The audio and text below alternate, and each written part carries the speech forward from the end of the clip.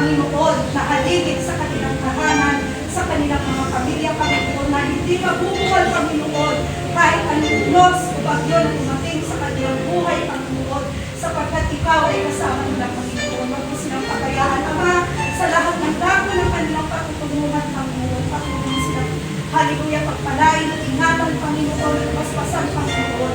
Hallelujah, walang ibang magbibigay sa kanila, Panginoon, ng kalakasan, ng proteksyon, Panginoon, kundi Ikaw lamang ang aming Diyos na nag-iisang buhay at makapangyarihan sa lahat.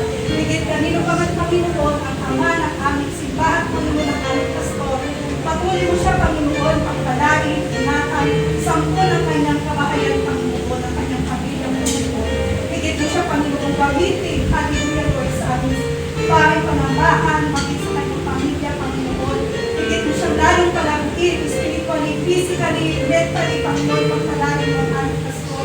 Maging ang aming mga, hallelujah, kapatid, Panginoon, ang AMF President, Panginoon, Brother Roger, ang aming